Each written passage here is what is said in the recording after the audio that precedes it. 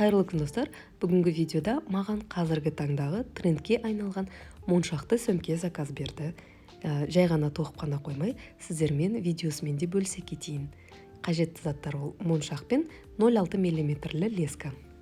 Сөмкені түбінен бастаймыз. Ыңғайлы болу үшін тоқудың сұлбандысын қолдансаңыз болады. Ішекке 3 моншақты іліп аламыз. Ішектің бір етегін бірінші моншақтан өткіздіреміз. Екінші етегін пайда болған ілмектің ортасынан өткіземіз.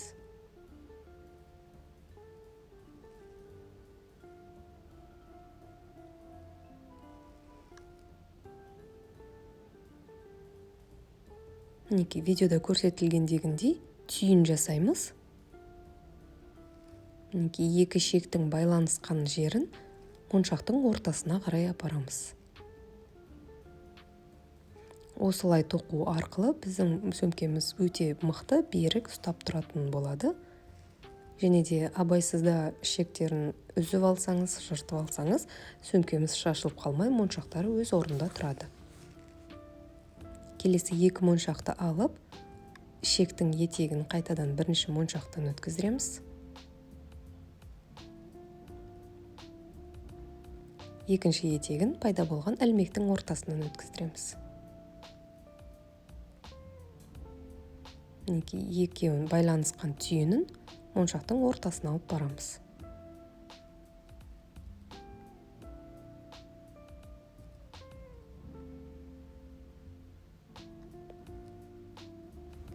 Келесі элемент екі моншақты аламыз.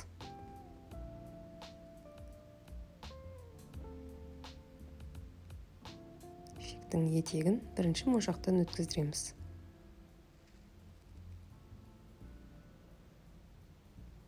Екінші ішекті пайда болған ілмектің ортасынан өткіздіріп, түйінді моншақтың ортасына апарамыз. Келесі элементті тоқитын кезде үнемі төменгі жағындағы ішекке өткіздіреміз.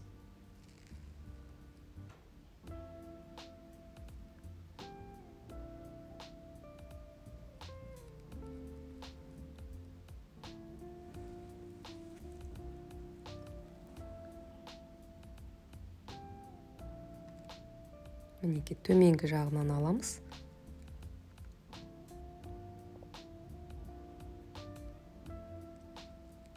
Өзіңізге қажетті ұзындыққа дейін тоқып алсаңыз болады.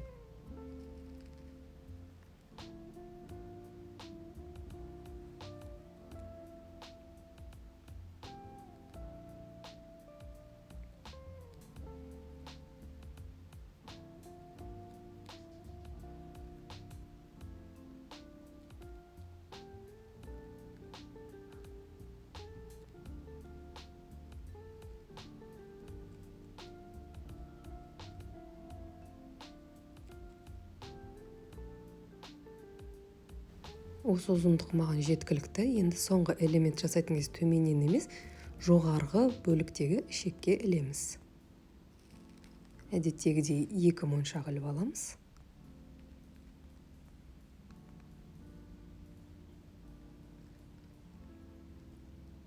Екінші етегін сол түйіннен шығарамыз, ілмектен. Сөмкенің түбінің бірінші қатары аяқталды. Енді екінші қатарды тоқимыз.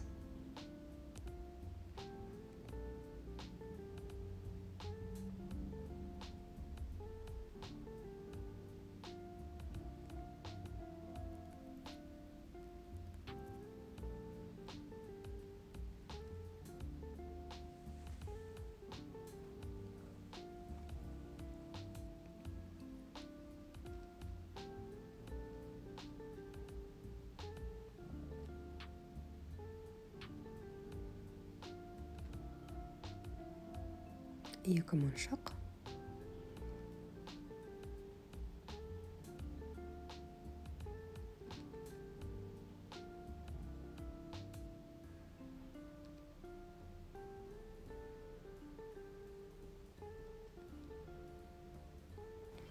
Енді кезекте назар аударыңыздар. Мінекей бізге төмендегі моншақтан шегіміздің бір етегін өткіздіріп алуымыз керек. Шегімізді өткіздіріп алдық. Енді сұлбаға назар аударсақ, бізде бір ғана моншақтың тоқуымыз керек.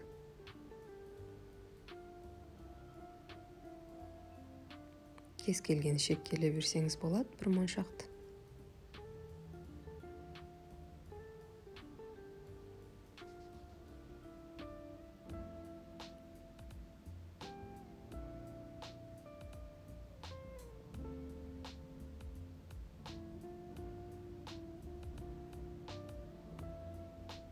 Бізде мында бір элемент дайын болды. Енді екі моншақпен тоқимыз.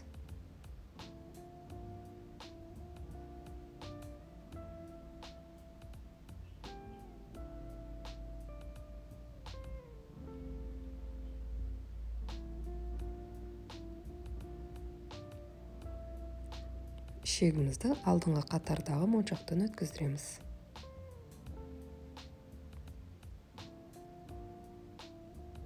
Енді бір моншақ қана.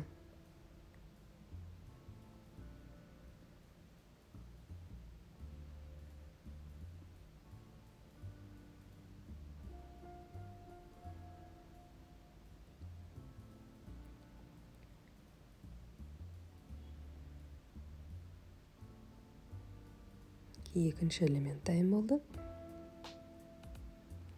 Қазір екі моншақпен тоқимыз.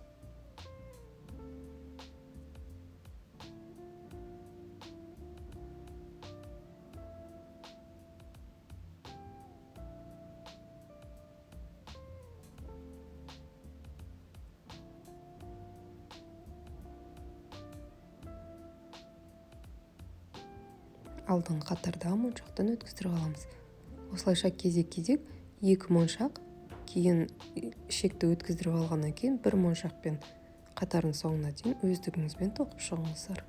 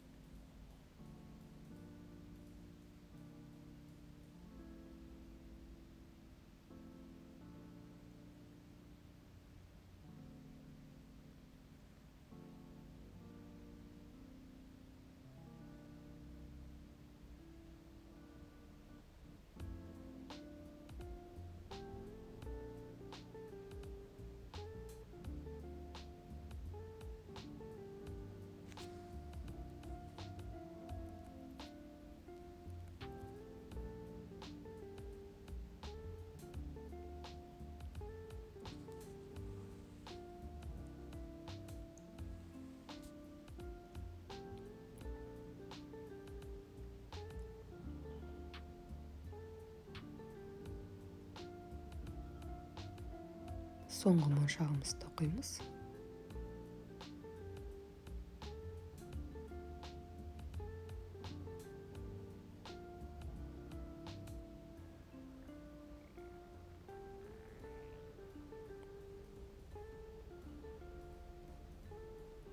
Осымен сөмкеміздің түбі дайын болды. Енді сөмкенің қабырғаларына көшеміз.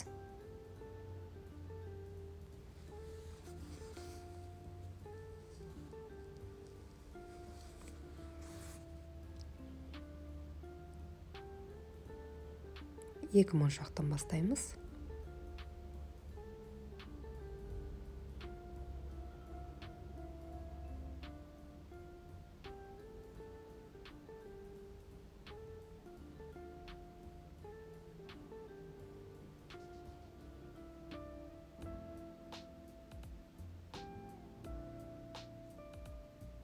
Келесі екі моншақ тағы да.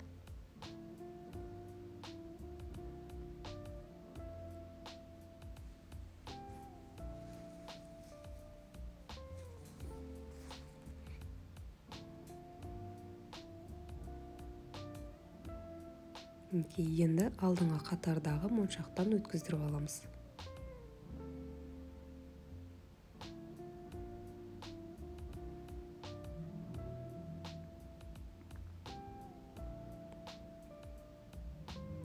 Алдыңғы қатардағы моншақтағы өткізгеннен кейін тек бір ғана моншақпен тоқимыз үнемі.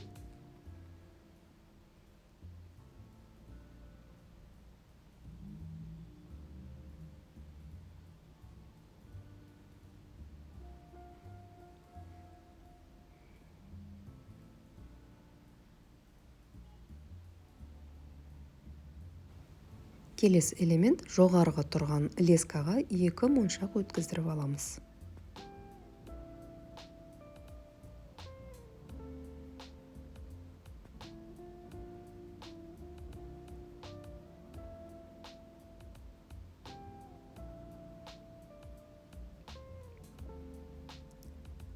Келесі лесканы алдыңғы қатардағы моншақтан өткіздіреміз.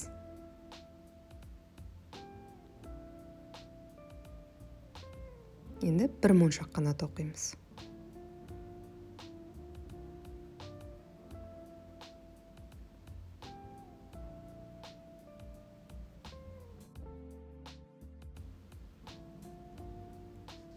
Осылайша кезек-кезек тоқимыз.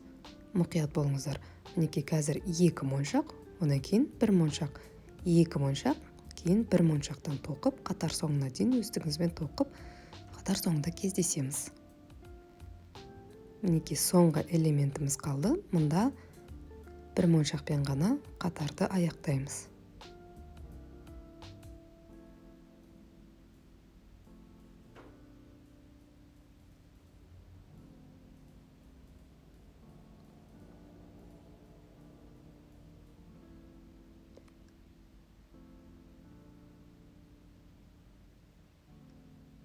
Сөмкенің қабырғасының бірінші қатары дайын. Екінші қатарда да дәл алдыңғы сұлба сияқты тоқып шығамыз.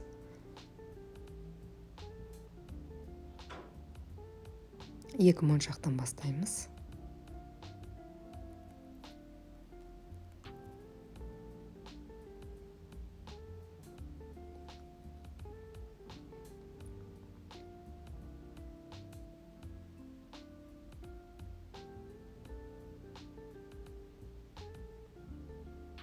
Қатардың бас болғандықтан келесі де 2 моншақпен тоқимыз.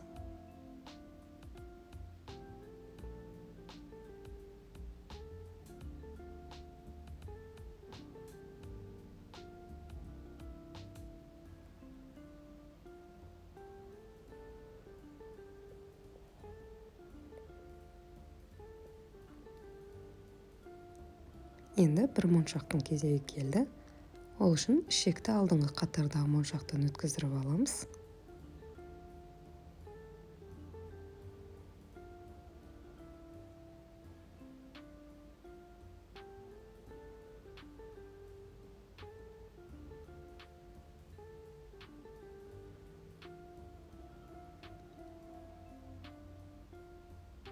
Мінекей бір элементіміз дайын. Жоғарғы бұрыштағы ішекке тағы да 2 моншақтан тоқимыз.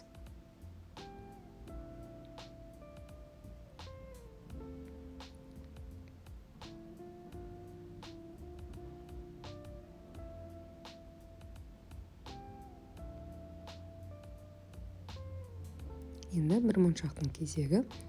Ол үшін ішекті алдыңғы қатардағы моншақтан өткіздіріп аламыз.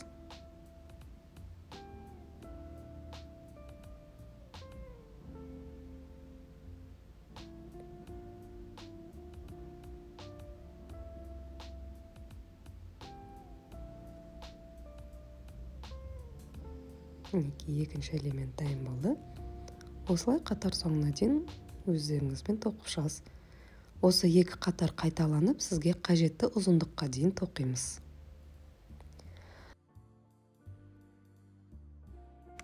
Мұнда көрсете кетейін, ішегіміз кішкене қалған кезде мен осылай ішекті моншақтардың арасынан өткіздіріп, бірнеше түйіндер жасап, ішектің етегін жасырамын. әркім әртүрлі тоқиды. Кейбіреулер тек қана түйін жасап, бір жерден 2-3 түйін жасап, лесканы қиып тастайды. Мен осындай тәсілді ұнатамын, себебі сөмкеміздің қабырғасы да мықты болады, өте берік болады, сөгіліп кету қаупі де болмайды. Мінекей осылай міне бірінші түйінді моншақтың ортасына жасадым. Келесі түйін жасайым. Назар аударсаңыздар, мен көбінесе диагоналды моншақтардан өткіздірем. Себебі кейін сөмкеміздің барлығын тоқып болғаннан кейін тігінен жатқан моншақтардан мен тағы да кішкентай моншақты өткіздірем. Сол үшін шегім симай қалмас үшін осылай диагоналды жатқан моншақтардың ортасынан өткіздіріп аламын. Мінекей екінші түйінді жасадым. Міне көрсетіп жатырмын, диагоналды ғана өткіздірем, тігінен жатқандардан өткіздірмеймін.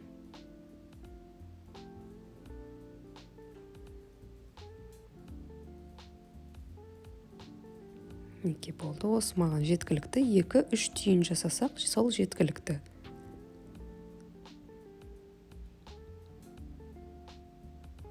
Келесі қажетті ұзындықта шекті алып, бірінші диагоналды моншақтан өткіздіріп, ары қарай әдеттегідей тоқи беремін.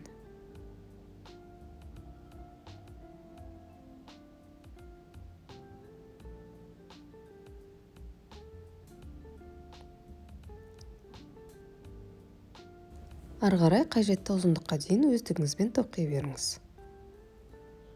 Міне, мен жағдайымда осы ұзындық маған жеткілікті.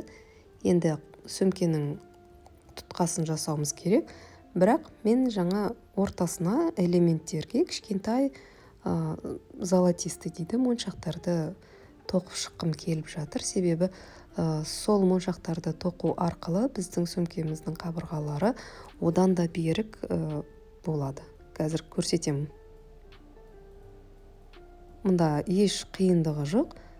Әр тігінен жатқан моншақтардың ортасынан шегімізді өткіздіріп, 2 моншақтың ортасына кішкентай өлшемдегі ақ түсті де тоқсаңыз болады. Мен жағдайымда мынандай золотистой алдым, кішкене контрастты түс болу үшін.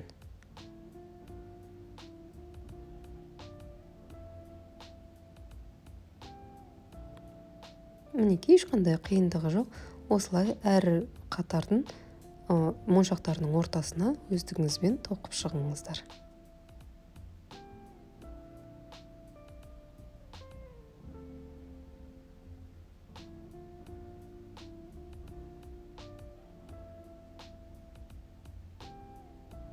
Міне мұнда көрсете кетейін. Алғашқы 3 қатарға мен тоқып шықтым. Міне көрдіңіздер ме, қабырғасы қандай мықты. Моншақ жоқ жерде кішкентай ғана былқылдап солай тұрады. Моншақты тоқып шыққан бөлікте мінекей көрініп тұр. Сөмке өте берік, мықты. Түбіне де тоқып шықтым. Ары қарай жалғастырамыз. Мінекей барлығын тоқып шықтым. Енді сөмкеміз өте мықты, берік деп айтсам қателеспеймін. Сөмкемізге енді тұтқасын жасаймыз.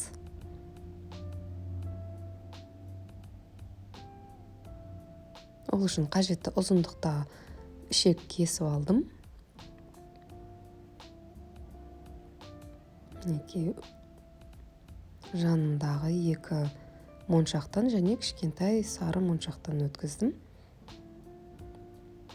Енді бір түсті болатын мен жағдайымда мынандай домалақ моншақтармен жасаймын. Кішкентай сары моншақпен алмастырып,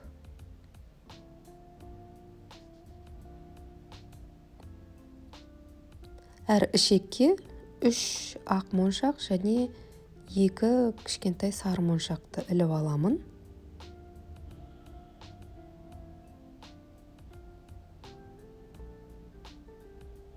Мінекей.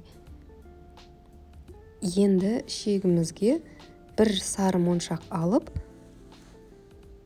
алдыңғы тоқу сияқты түйін жасап аламыз.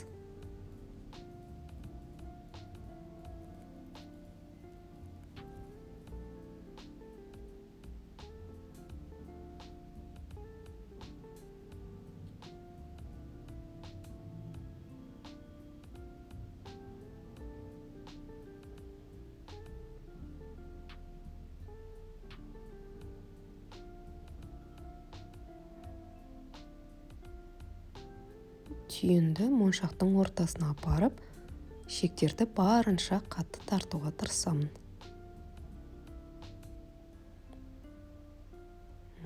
Бекіттім. Ендігі кезекте екі шекті біріктіріп,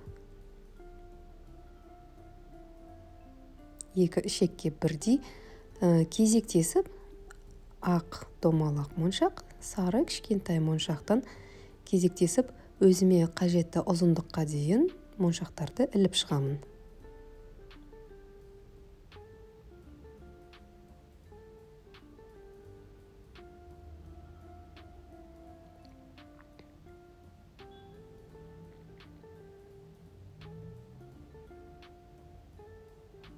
Неке осылайша жалғастыра берем.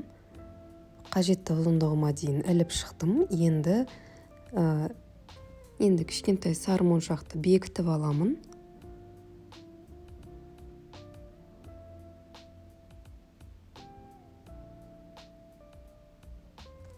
Моншақтарды барынша итеріп, ортасында бос орын қалмайтындай.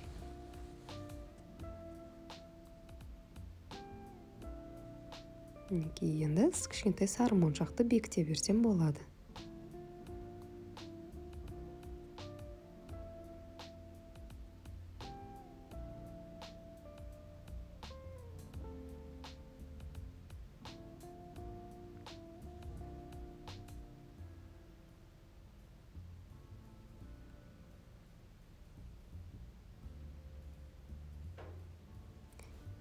Енді екі шекке кезектестіріп, үш үлкен ақ моншақ және екі кішкентай сары моншақтан іліп шығамын.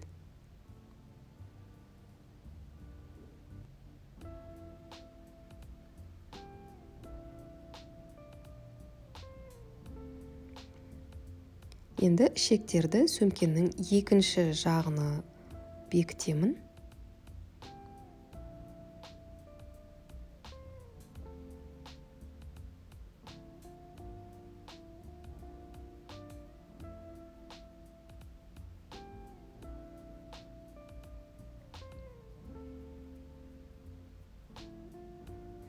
Менікі сияқты өтпей жатса, жіңішке иненің көмегімен өздеріңізге көмектессеңіз болады.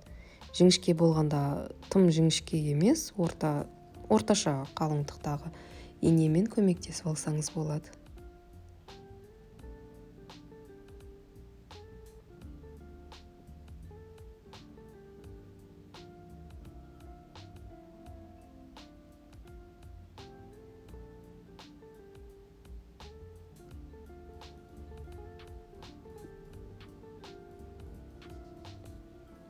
Мен шегімді өткізіп жатқанда моншақтарым қашып кетіпті. Мұнда алдымен ыңғайлы болу үшін мен түйін жасап алам. Екі түйін. Кейін асықпай шектердің етегін әдеттегі өзіме қалыпты үйреншікті жағдаймен жасырып шығамын. Жасыру барысында бірнеше түйіндер жасап, моншақтың ортасына салып жіберем.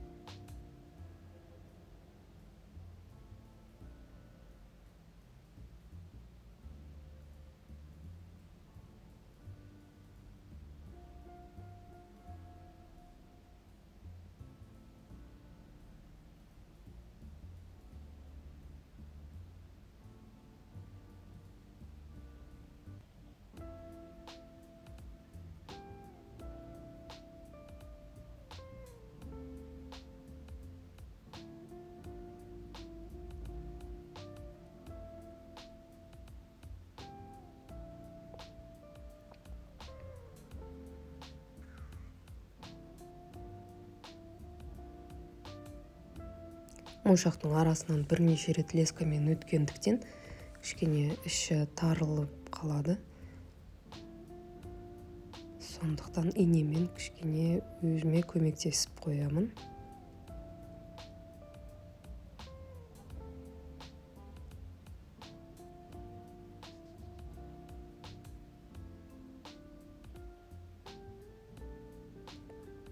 мінекей осылайша өзіме көмектесу арқылы ішектердің етегін жасырып шығамын. Ары қарай өздіктеріңізбен өзіңізге қалай ыңғайлы әдіспенен етектерін жасырсаңыздар болады. Менің сөмкем дайын болды. Бұл сөмкені маған тапсырыс берген кішкентай 14 жасар жасөспірім қыз болатын. Сондықтан осындай кисточкамен безендіріп қойдым. Сөмкем жас қызға ұнайды деген үміттемін. Ал сіздер егер видео ұнаса, лайк басып менімен бірге болуыңызды шақырамын. Келесі видеоларда кездескенше сау болыңыздар.